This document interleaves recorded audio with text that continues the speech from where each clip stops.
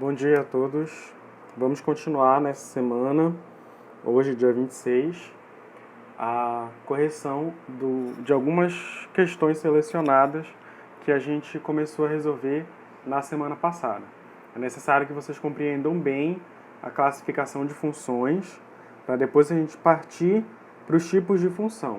Função do primeiro grau, função do segundo grau e assim por diante, certo? Então, comparem as resoluções que eu vou fazer aqui com as resoluções que vocês já têm, uma vez que esses exercícios já foram solicitados para vocês em aulas anteriores, certo? E qualquer dúvida podem entrar em contato comigo, tá? A gente vai resolver algumas questões do livro 1, tá bom? Lá do capítulo 2, que é referente a intervalos, e vamos resolver algumas do livro 2, referentes à função composta e função inversa, que ficou faltando um pouco na aula passada. Então, lá no livro 1, na página 42, a questão 31 diz assim: dados os conjuntos a seguir, determine o que se pede. Então, são dados aí os conjuntos para a gente e pede para a gente determinar as operações que tem aí do lado, né? Então, observa aí na primeira, na letra A. A gente tem esses dois intervalos, A e B. São dois intervalos fechados, porque o cochete está para dentro, tá? Lembrem da notação. Então, o intervalo A vai do 2 até o 4, fechado, e o intervalo B vai do 3 até o 6, fechado também. Então, antes da gente fazer essas operações que ele está pedindo aí, vamos representar esses intervalos na reta real, tá? Então, eu fiz esses dois desenhinhos aí representando esse intervalo. Então, o primeiro, que é o A, a gente tem essa reta real, que é essa reta preta aí. Então, eu vou representar as extremidades do intervalo, que é o 2 e o 4. E esse 2 e o 4, como o intervalo é fechado, então eles pertencem ao intervalo. Logo, a bolinha ela é fechada, tá? Então, observa que essa bolinha aí em laranja está pintada, né? Então, vai do 2 até o 4 e eu pinto a reta real aí do ponto 2 até o ponto 4. E também o intervalo B, que vai do 3 ao 6, né? O 3 e o 6, bolinhas fechadas, porque são intervalos fechados, e eu pinto o intervalo que vai do 3 até o 6. Então, vamos fazer o que ele está pedindo. Ele está pedindo primeiro a interseção.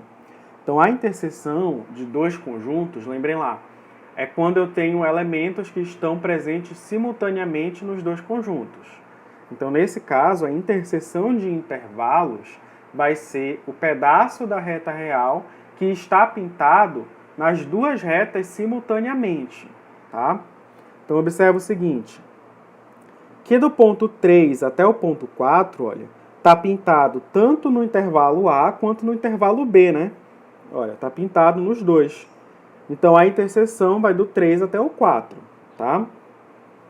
Esse é o nosso intervalo de interseção. E observa o seguinte, que o ponto 3, ele pertence tanto ao A quanto ao B. Logo, o 3 ele vai ser fechado, bolinha fechada. E o ponto 4 também, né? Pertence tanto ao ponto A, perdão, ao intervalo A quanto ao intervalo B. Logo, a bolinha vai ser fechada. Então, a nossa interseção vai do 3 até o 4 fechado. Então, eu represento aí com o nosso cochete. Já a união, o que vai ser a união? União vai ser quando você vai juntar os dois, né? Você vai pegar o que tá pintado tanto no intervalo A quanto o que está pintado no intervalo B. Então, você vai da menor extremidade, nesse caso aqui é o 2, até a maior extremidade. Nesse caso aqui é o 6. Então, vai ser o intervalo que vai de 2 até 6, fechado, vai representar aí a nossa união. Depois a gente tem a diferença, né? A menos B. Então, A menos B é o seguinte, eu vou pegar o que tem em A e eu vou retirar o que tem em B. Isso que é A menos B. Eu pego o que tem em A e retiro o que tem em B. Então, nesse caso aí, olha, observa o seguinte, o intervalo A vai do 2 até o 4, né? Tá pintado aí do 2 até o 4. Só que lá embaixo, lá no intervalo B, a gente observa que está pintado do 3 até o 6. Então, tem aquele pedaço, olha, que vai do 3 até o 4, que também pertence ao B, né? Que também está no intervalo B. Então é esse pedaço que eu vou ter que retirar quando eu for fazer a conta A menos B, certo?